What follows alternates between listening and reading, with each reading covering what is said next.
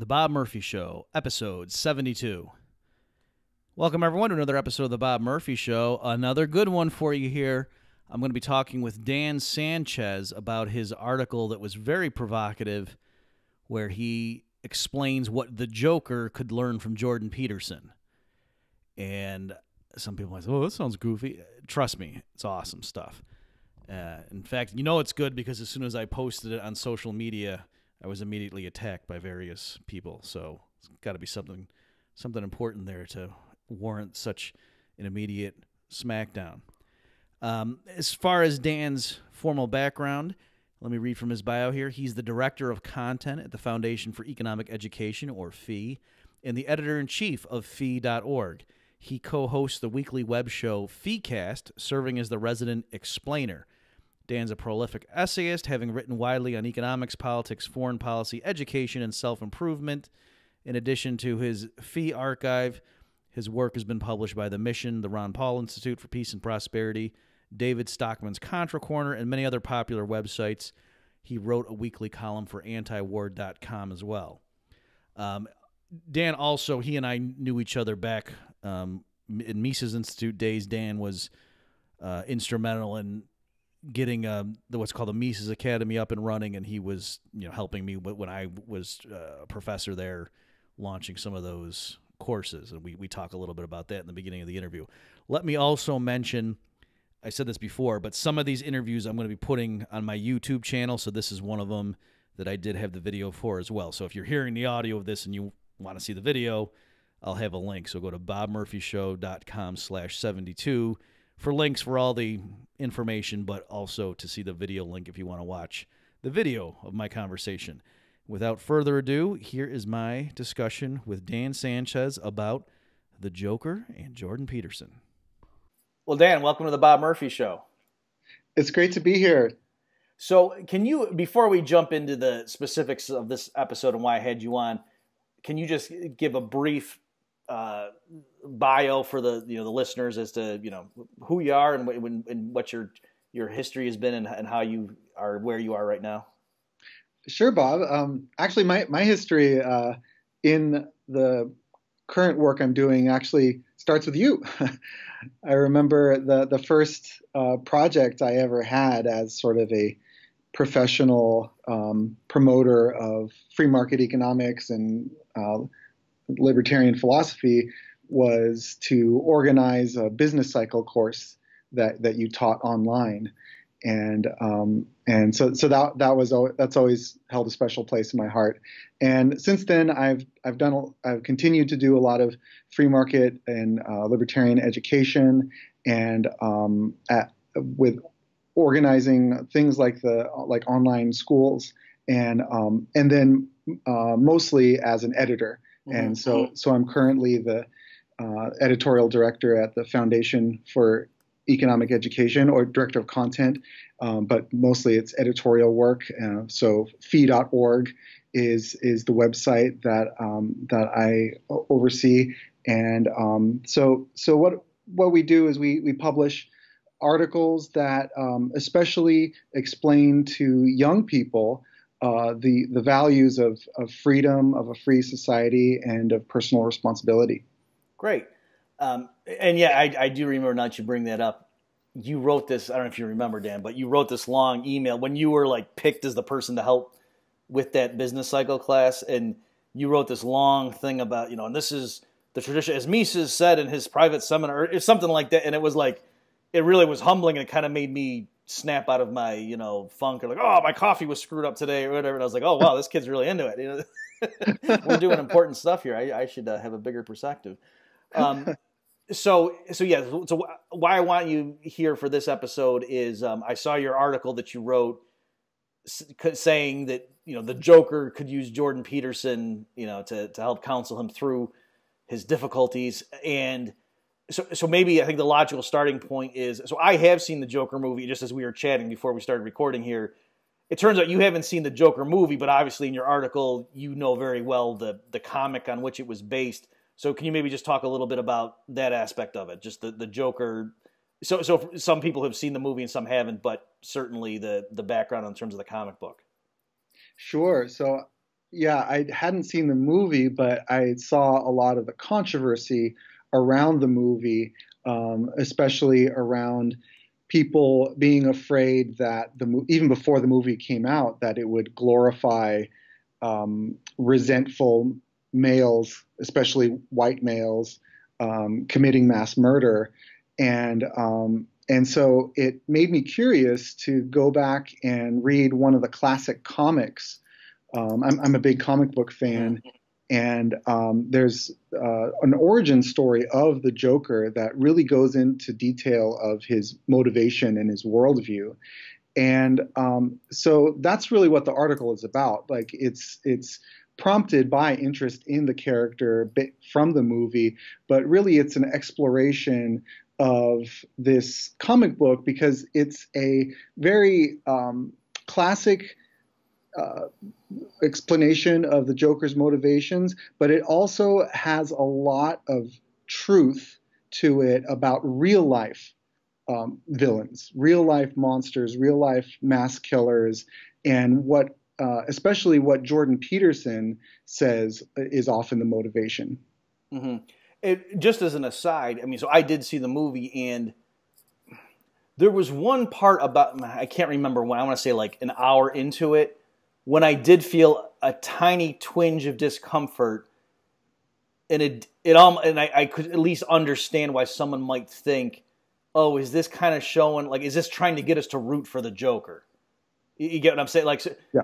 but I don't think that's what they were trying. I think it was more like, trying to understand where he's coming from. And I think any good origin story, that's the whole, like, you're trying to see how, the person we know is the Joker. How does he start out as a quote normal person and then turn into that? I mean, that's what an origin story does. And people, I mean, for one thing, there wasn't a lot of mass murder. I mean, John Wick kills way more people, and he's a white male, and John Wick is presented as way cooler than. I mean, so this movie, you wouldn't want to be the Joker, is what I'm getting at. This movie is not saying this would be cool. Whereas I think people watching John Wick, a lot of them would be like, yeah, if I could do that, that would be, he doesn't take crap from anybody, So, or James Bond or whatever person you want to put in there, people in the Fast and the Furious. So it is weird to me, and I think you even partly gave it away when you said before the movie came out, people were saying this. I think, yeah, people just knew that was the script they were going to use. So I can see why the director of that movie was sort of caught surprised and like, what are you talking about? I'm not glorifying. I'm just, so there is that element that I think part of it was just for some reason people wanted to be outraged by this, and they knew they were going to be outraged, whatever was actually in the film. So I guess maybe can you speak a little bit then about how in the comic book version at least, and I guess I'll say something if it sounds like the movie took it in a different direction, but where did the Joker come from? It wasn't just came out of his mother's womb as determined to kill anybody who was resembling a winged creature. Yeah, he at least the way that his memories in the comic book portray it, that he started out as an ordinary man, that he was struggling to make it as a stand-up comedian, and he was trying to make a better life for his wife and his growing family because his wife was going to have a baby, but he was failing.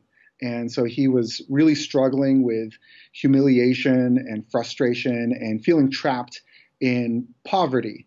And so in that regard, that there is sort of a lot of application to real life problems because there are a lot of people who feel trapped and who feel resentful, and sometimes it that does drive people to self-destructive behaviors and maybe at the extreme destructive behaviors. But specifically, as Jordan Peterson says, it really matters on how you respond to your struggles, to your suffering, to the tragedy in your life.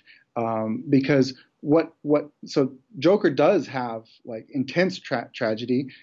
He ends up trying to commit a crime, trying to help criminals commit a crime so that he can get a payday out of it and try to escape his life of poverty. But then the heist goes bad and he ends up falling into a vat of chemicals, just like in the 80s Batman movie, and emerges looking like an insane clown and then starts acting like one. So can I ask you just a point of clarification? In the comic, is it Batman that throws him in the vat or not? He is running from Batman and then he jumps in the vat to escape Batman. Okay, because that's something that in the new Joker film with Joaquin Phoenix, the Joker's older than Bruce Wayne. Like the timeline is not. Whereas I know like you're saying in the what is that, Michael Keaton and Jack Nicholson, is that the one where Batman makes Joker and then Joker comes back and says, you created me, and then he says, well, you created me, that kind of stuff too. But yeah, so that element is not maintained in this one. That Joker turns into Joker when Bruce Wayne's still a little kid. In the movie, in this new one, just to mention that for the listeners. Okay. Yeah, and so it isn't so much. I would imagine that it's not so much as resenting Batman, but it really isn't so much resenting Batman specifically in the comic book either. It's more resenting society. So Joker talks about the injustice of life. Mm-hmm. And resenting existence itself. And so Joker very explicitly embraces nihilism in the comic book. Like, it's very clear in his dialogue that is his motivation for doing the awful things that he does. And the way he portrays it is that he actually chooses insanity as a rational adaptation to the insanity of reality. Can I ask you? So, for example, in Heath Ledger's Joker, there's the famous. Did you see that one? Okay. Yes. So there was the great scene where he's in the hospital room. I think I'm getting the scene right. Maybe but where he's saying something like, as according to the plan, there could be all kinds of violence, and it's fine, nobody cares, but you threaten the mayor, and everybody freaks out. I'm botching the line, but I'm talking about where so in other words, the Joker actually does have some good points. But I mean, he's nuts, and it's like, okay, but it doesn't follow. Therefore, you can go around killing innocent people because of that. But he does put his finger on the hypocrisy of the establishment and the way the world works. So is that in the comics too? Like, does he actually make some good critiques of what normal people think? It's like, why are you so mad at me as a criminal when you vote for these politicians who commit 10 times the crime that I do? Well, there's this one line where he talks about how there have been cases where the world almost ended because of like a flock of birds being misinterpreted to be like a missile launch, and so a nuclear retaliation almost happened. I'm not. That's what he says in the comic book. I'm not sure if that actually ever happened in real life. But if I just stop you real quick, there is something, Dan, where I know because I'm reading. Was it Daniel Ellsberg? His book on this stuff, and apparently when they first got this system up and running, and they were like showing, like an early warning system about incoming Soviet missiles, and they had like the executives from, I think it was IBM, because some of their hardware was involved, come to tour. And all of a sudden, like, the red lights are going off right when they turn the thing on, and they the generals are ushering these CEOs or whatever like into a side room and it turned out it was they were picking up the moon, like the so that it was bouncing off the moon, and like for some reason they didn't correctly account for that or something, and so they thought the moon was like incoming ICBMs or something, and fortunately. They just said it was like, in the computer was saying something. I'm making this number, but it was something like 95% certainty that there's incoming Soviet first strike. And fortunately, they knew enough to say, what are the chances that as soon as we turned on the system, the Soviets happen to be attacking us? That's probably a false alarm. But yeah, so I don't know about the flock of birds, but yeah, that is true that there were times when the humans just had to ignore the system because they realized this can't be right and we don't want to end the world. Right. And so you look at things like that happening, and it shows that there is where we think we see order, that there is actually underlying chaos, and so the Joker, especially in the Christopher Nolan movies, really is an agent of chaos, and so he believes that it seems like he believes that chaos is all there is, and that he's trying to prove a point about that.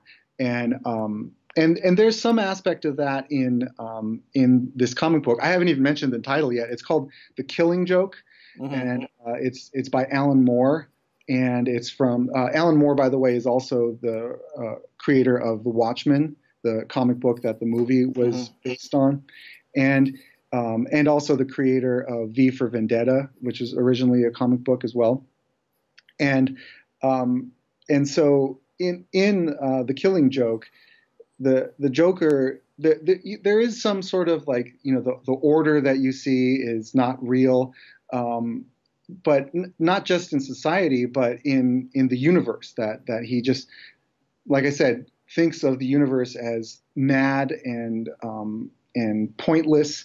And so again, he adopts insanity as a response to that, and he thinks that that's the way that everyone should be. And so he actually tries to make a point of it by kidnapping the character of Commissioner Gordon, and he tells him that, one bad day drove me to madness, as a rational response to the madness of the universe. Like, I'm going to give you one bad day, and you're going to see the same thing, and you're going to be just like me.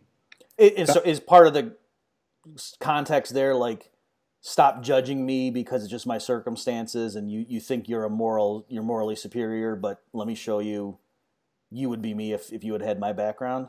Exactly. Yes. Okay. So is that, I don't know if I interrupted you or you were done with your point. So is I guess to just finish the train of thought there. So I know from your article, it doesn't, Gordon doesn't turn into an archer. It's not like, oh, and that's where the Riddler came from. That's not what happens. Right.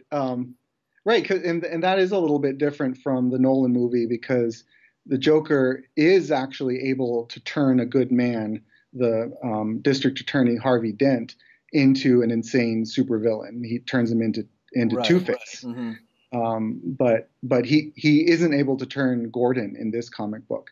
And in fact, after Batman rescues him, Gordon insists that when Batman takes in the Joker, that he do it by the book, that he doesn't call for vengeance. He doesn't want Joker to be, executed on the spot. He wants him to be taken by the book and in an orderly way processed through the justice system. And so then Batman reports to Joker how much he failed, that he's wrong, that people don't need to give in to nihilism and resentment when they face even the worst tragedy. And that really it's on him. It's Joker's own failings that he did do that. It would have been amazing if at that moment the Joker gives a Rothbardian critique of the criminal justice system and saying Commissioner Gordon gets paid through systematic theft. So I just want to, you guys are sitting here being all high and mighty, and I'm sure Wayne Enterprises also benefits from IP law, which is illegitimate. That's right. So why don't we bring in Jordan Peterson at this point? So can you, we're going to merge the two, but just as as a separate thing for a second, I know you know a lot about Jordan Peterson. Can you speak a little bit about that? Like, have you ever seen him live or anything? I know Brittany has. Brittany Hunter, I know you're friends with her working at Fee. I think she's gone and seen him. I went to the same event. A whole contingent from Fee went and saw Jordan Peterson and actually gave him a bag full of Fee books. Oh, okay. And so that's why you're now all undying supporters of the patriarchy. So joking aside, yeah. So can you, I know people have heard of him, but on the off chance some listeners actually, I don't. So something about pronouns. I don't know what that guy is. Some guy from Canada. What's if you had to sum up Jordan Peterson and what he's trying to do? What would you say? Sure. So he, his book that he wrote back in the 90s is called Maps of Meaning. And so his work is largely centered around meaning and like the how we view life. And so he talks a lot about order versus chaos, and how these big ideas manifest themselves in the stories that we tell, the myths that we have in society, and in the way we think about things. And so he talks about the way he talks a lot about fiction and mythology and religion, and he often applies it to people's individual lives. So he kind of has a reputation as a self-help guru, but then he also talks about how he talks a bit about politics too, and especially because that he sees the way that we see politics as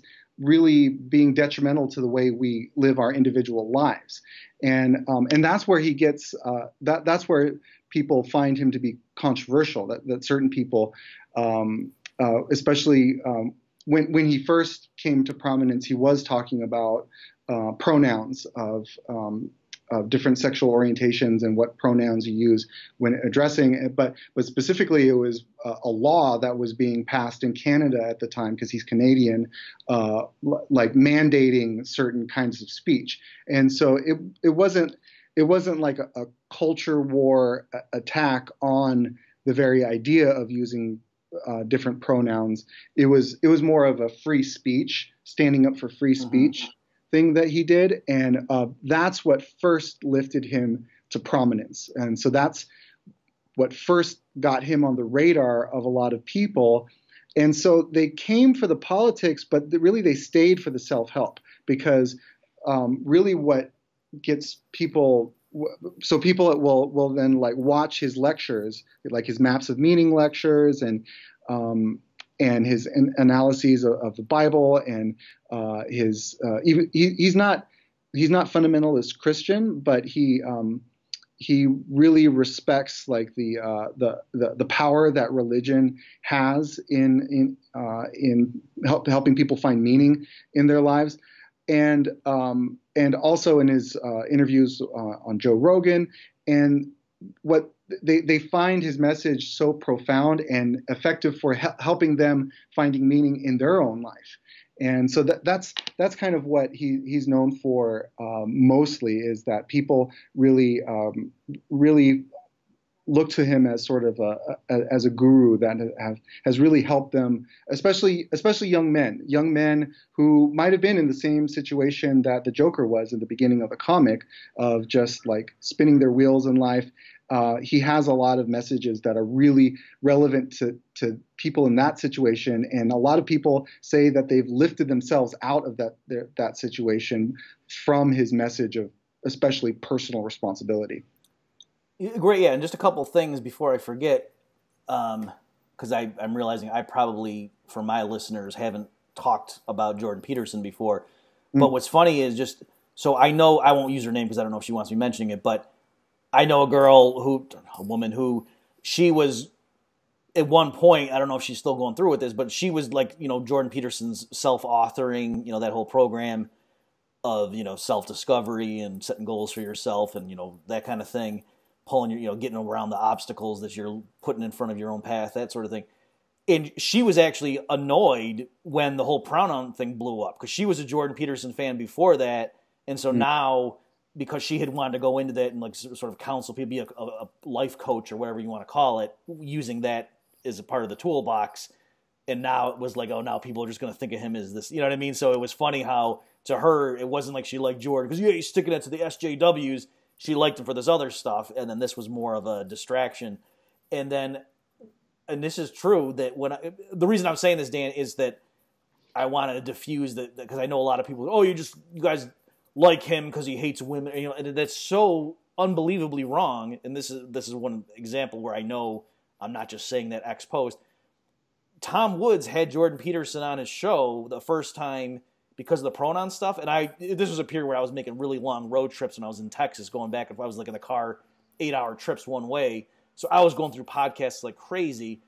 And I actually skipped that episode. Like I gave it a couple minutes and I was like, I don't really care about Canadian pronouns. And I didn't even listen to it. And then it was only later when I started listening to his Peterson's going through the Bible lectures that I was like, oh my gosh, this guy is saying stuff I've never heard someone trying to like use modern psychological concepts, and he's using like Freudian things and analyzing the Old Testament. Who does that? This is amazing. So yeah, certainly not he's standing up to the SJWs and that's why you guys like him. That's for at least me, that's not what it is. And I don't know if you can hear that. Sorry, there's a leaf blower or something going on here, but we'll just continue. No, I can't hear it. Okay, so that's, and as you say, I mean, if we could just take a minute, and I don't know what your response is or how you handle it, where did this come from that, Jordan Peterson's just making incels comfortable, like trying to reassure them that he's like pushing misogyny? I mean, I would say no one, I mean, I'm being dead serious. Is there anybody on earth right now who has done more to try to turn, like, guys who may have grown up to be violent incels or whatever you want to call them, like social misanthropes who just, the world doesn't get me, and I'm just going to go down in a blaze of flames or whatever and write my man. I would say if anybody has prevented more of that, it would be Jordan Peterson. It would be him.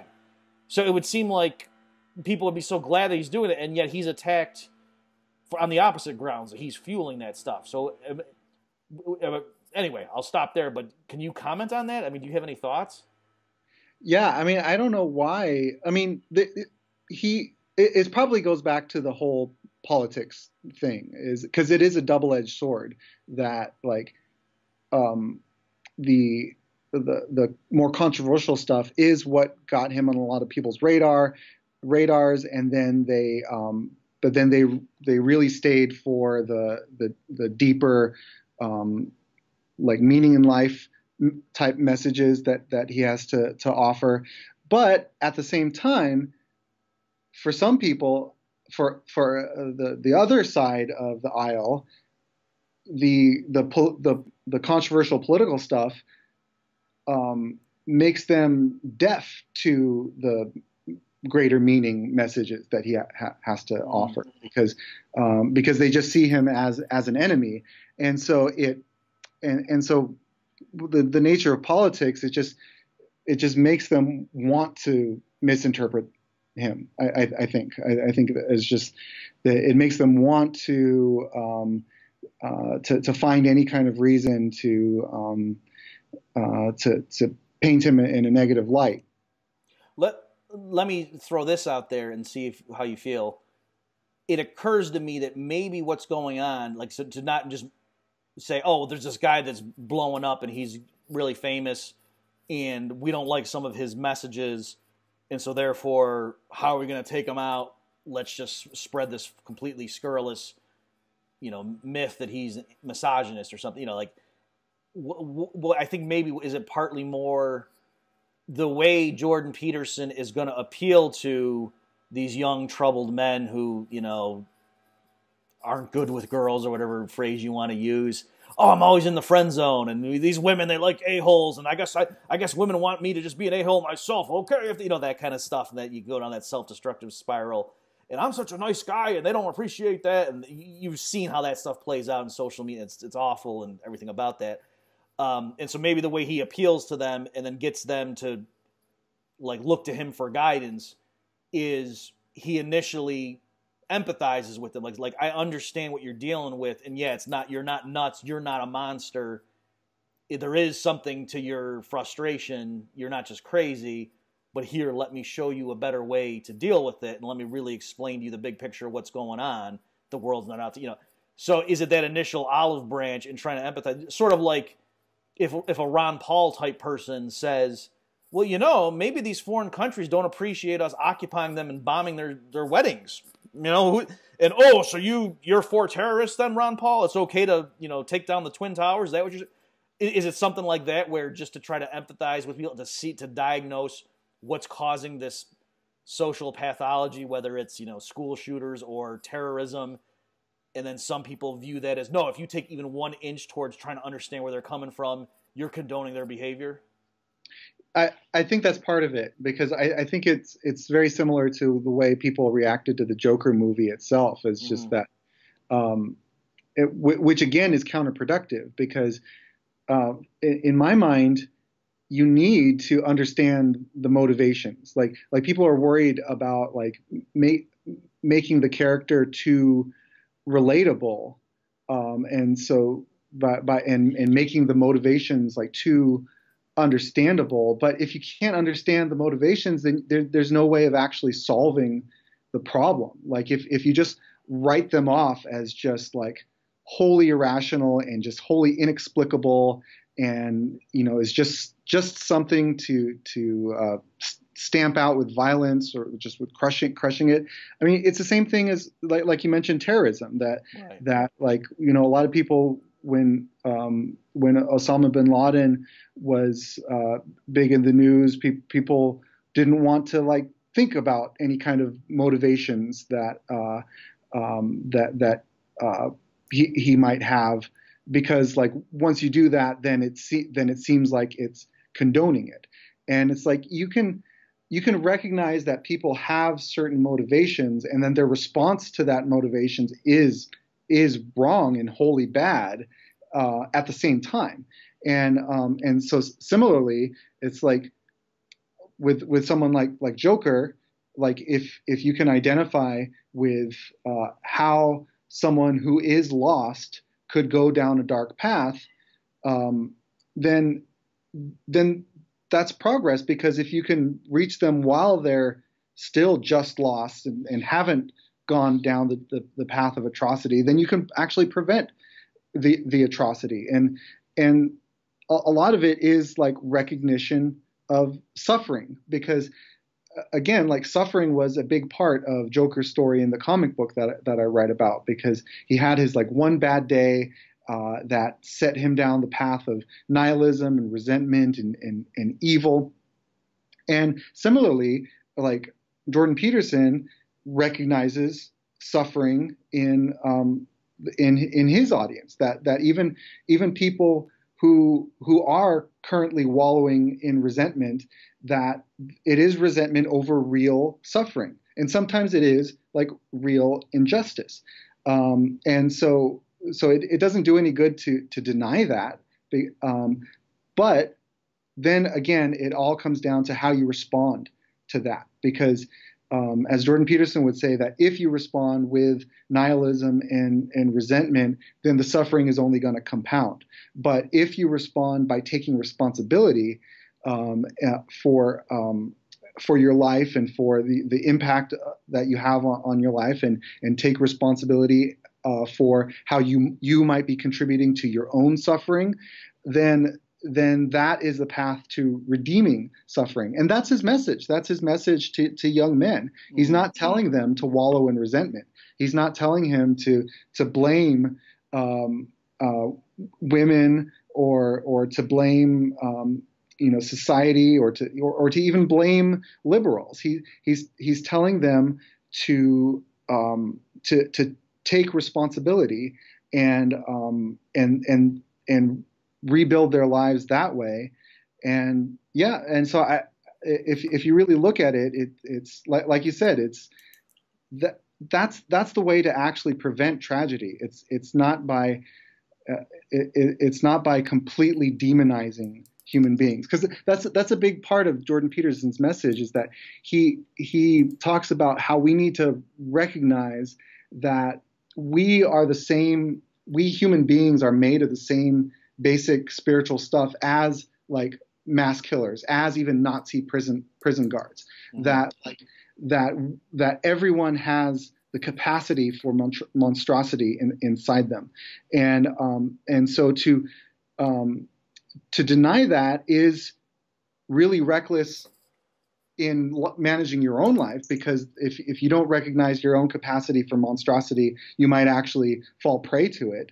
But it's also counterproductive in dealing with other people too, because if you don't recognize that people who can go down a monstrous path are actually humans and have basic human motivations, then you won't know how to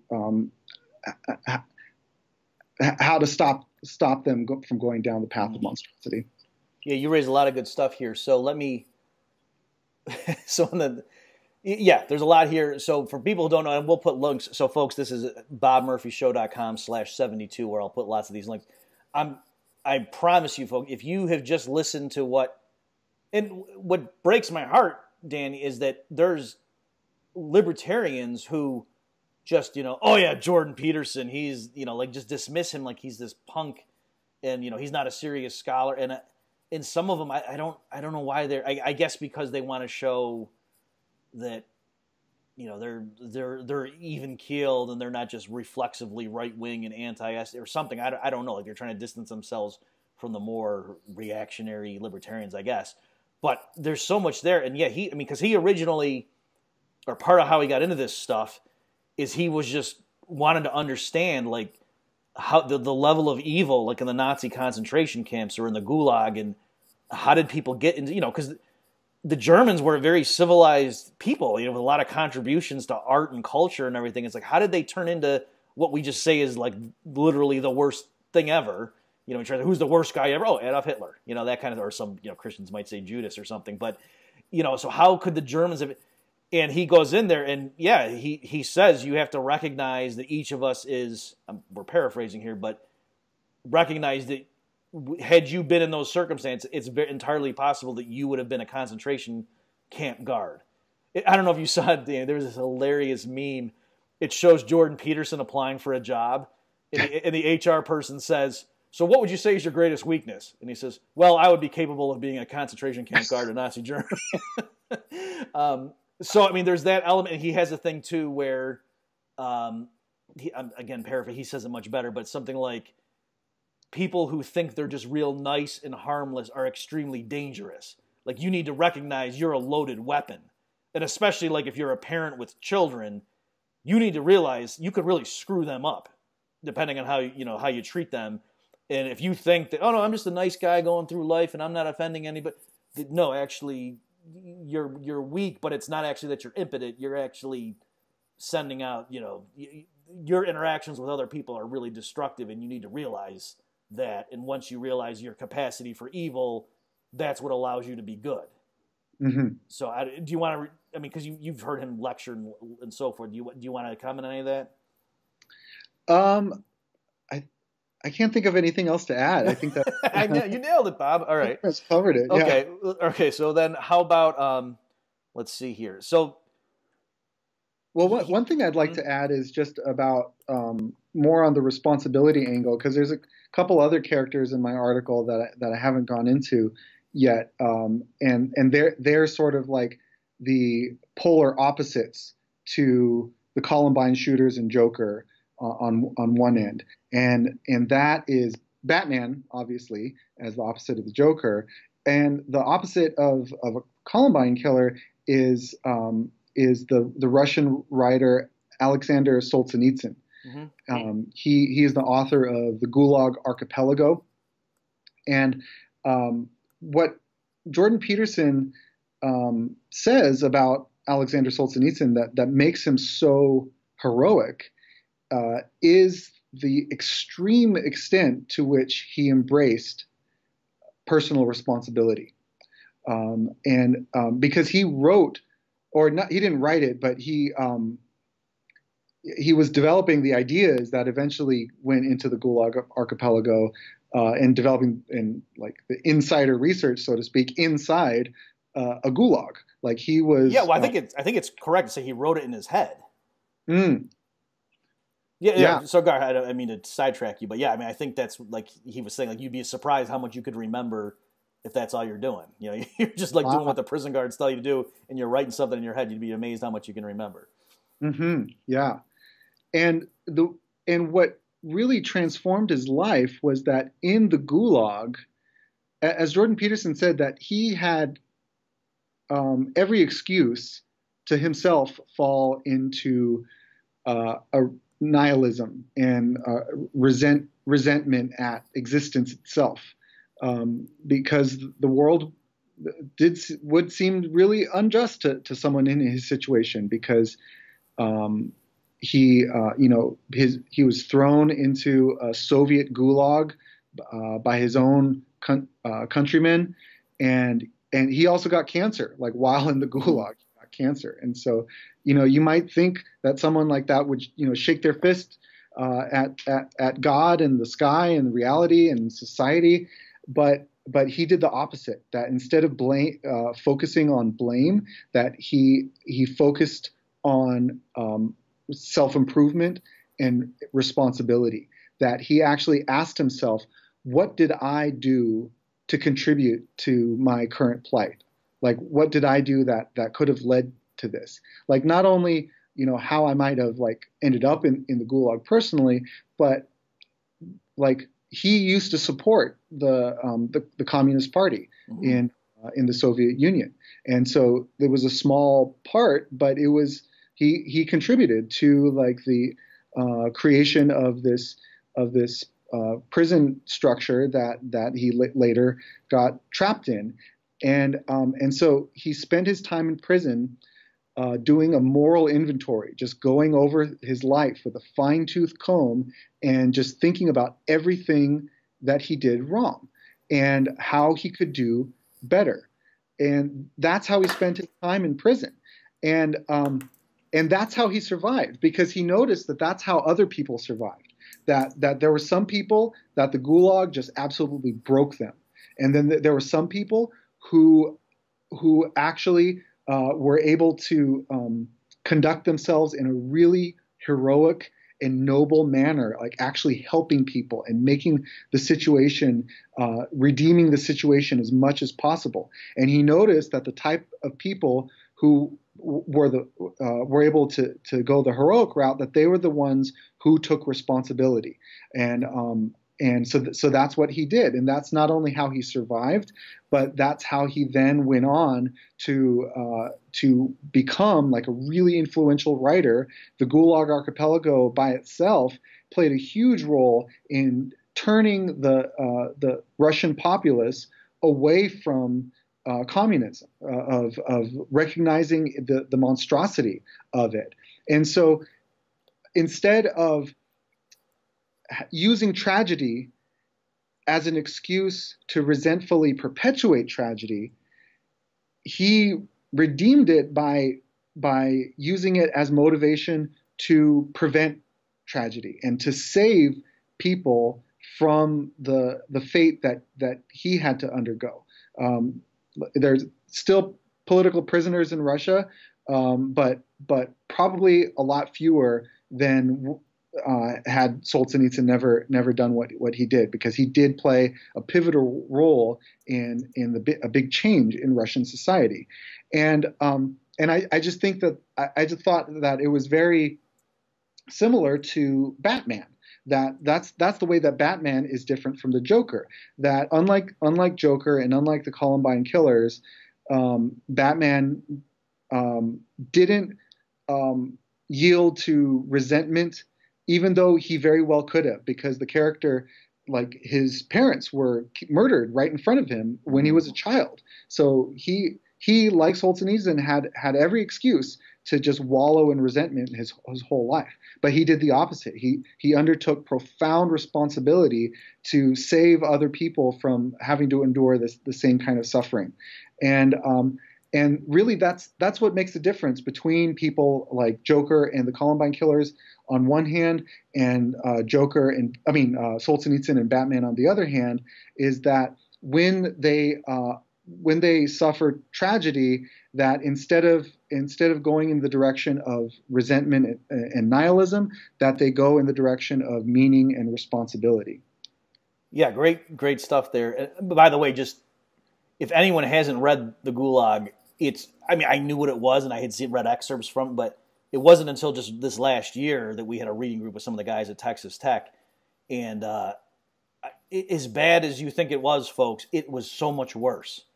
Like everything, and I don't even just mean the physical things they would do to you, which again, it's as bad as you can think of. It was worse, but just, like the way to get in there, someone had to condemn you. So like they would grab your spouse and torture her to make her say you were an enemy of Stalin, when everyone knew that's where it was coming from. It's just so perverse.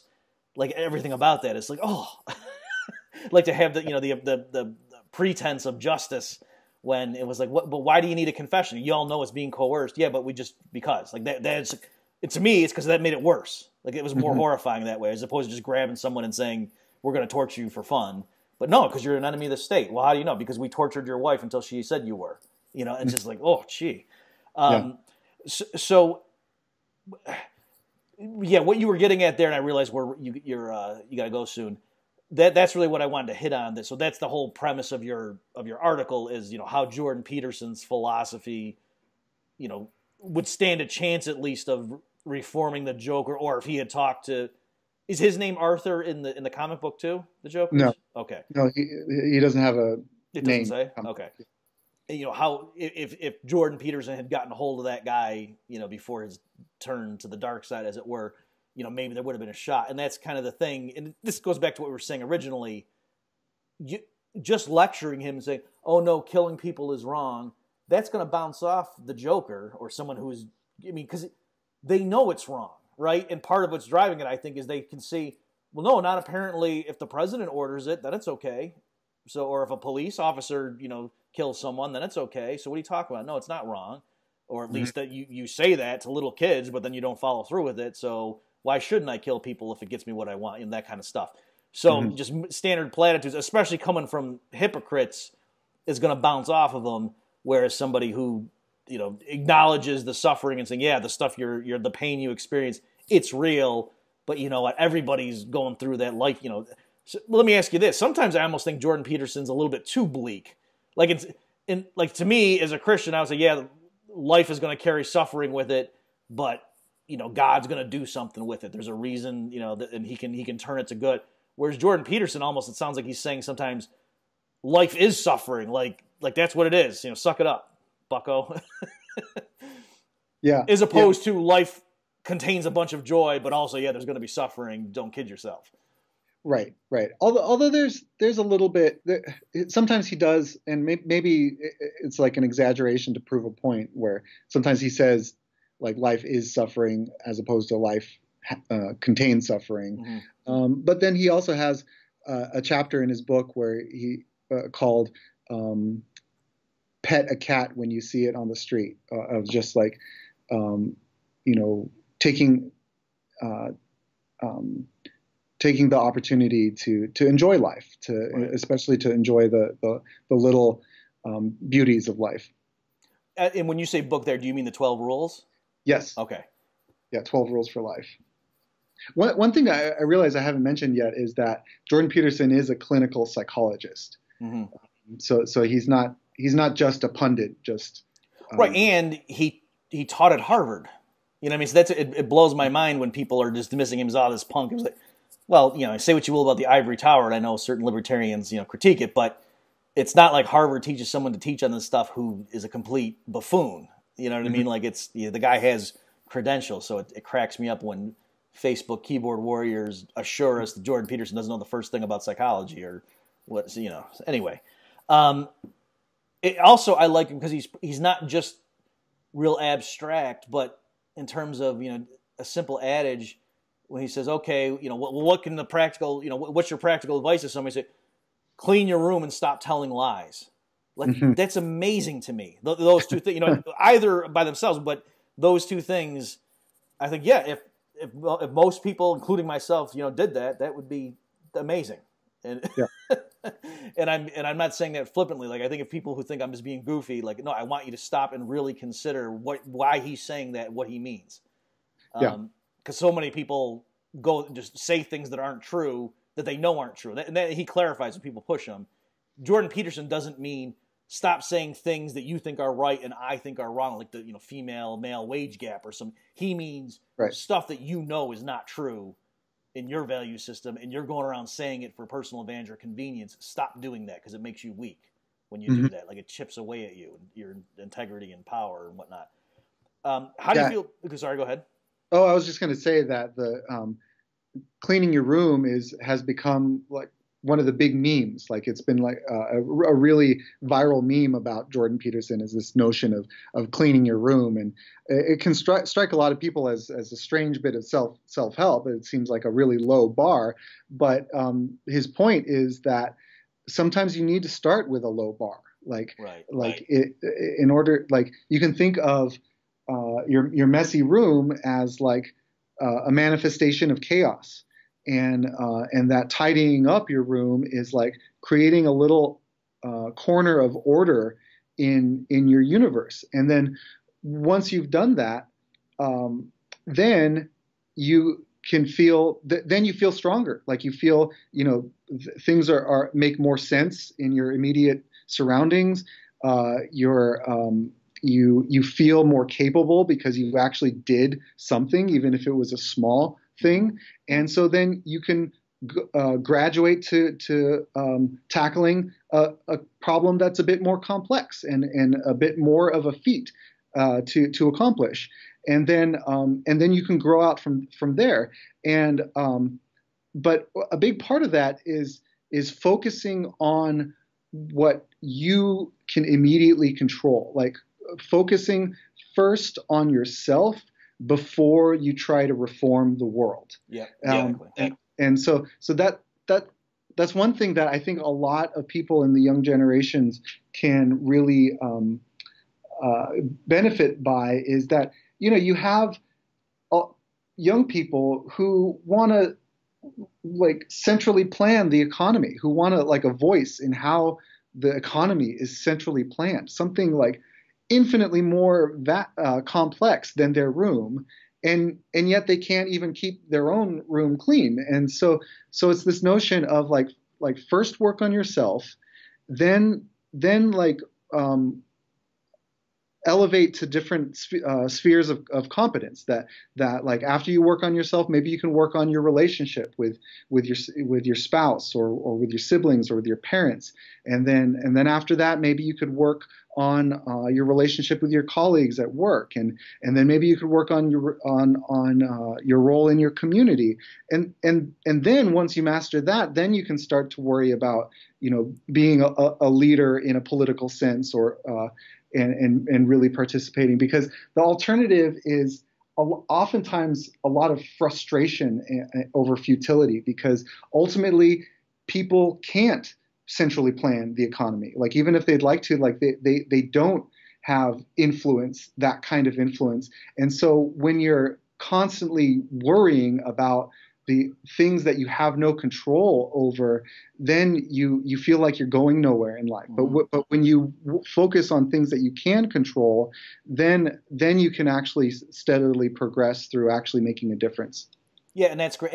And I ran into that. You're right that's like a common way to make fun of Jordan Peterson. When I was sharing your article, Dan, on the Joker, and what Jordan Peterson could tell the Joker, that was a boom on Twitter and on Facebook right out of the chute. Some wise guy said, "Oh yeah, he'd tell the Joker to go clean his room, haha." And someone said, and to be secure in his white male privilege, and so then maybe he wouldn't find the need to kill people because he'd realize he already runs the show as a part of the patriarchy. And they weren't being ironic. They meant, it was some feminist who was saying that, like, to say how much he hates Jordan Peterson. This article's stupid. And so, yeah, just to elaborate on where you're right. Jordan, I've seen him say elsewhere things along the lines of, these, and I got to work on doing an impression of him, so I'm not going to do it right now. But I know there can be a great impression done of him because he's got such unique mannerisms and ways of speech. But he saying there's all these young people who want to tear down social institutions and things that have been around for thousands of years, and yet their room's sloppy, And to be clear, it's not that Jordan Peterson's looking at their room, because how would he know, and saying, "Oh, gee, I wish you would make your bed." He's saying, when you look at your room in the morning, you feel depressed, and you're like, if I had a whole day to deal with this, I would do this, that. I can't deal with that right now. And you go and you leave. And so the point is fixing that, like you're saying, Danny, that, yeah, it would be something you can control. You'd have a sense of agency, but also that would make you feel better. And probably the bitterness and resentment that you're carrying around, you might not even be aware of it. When you did it, that might help soothe that a little bit. So then maybe you would be a little bit more sympathetic and not just say, "Oh, something's happened. Women get paid less than men. It's got to be because of these evil men. Because one time a guy, grabbed me on a date, and therefore all men are evil, monstrous pigs." And you might just be a little bit more mellow if you had more control and order and stability in your life, which you can control. So anyway, I realize we're cut off on the clock here. So again, fascinating article, folks. It's bobmurphyshow.com/72. I'll share Dan's article on the Joker and Jordan Peterson, as well as some of your other stuff and related materials. Thanks so much for your time, Dan. Thank you, Bob. I really enjoyed it.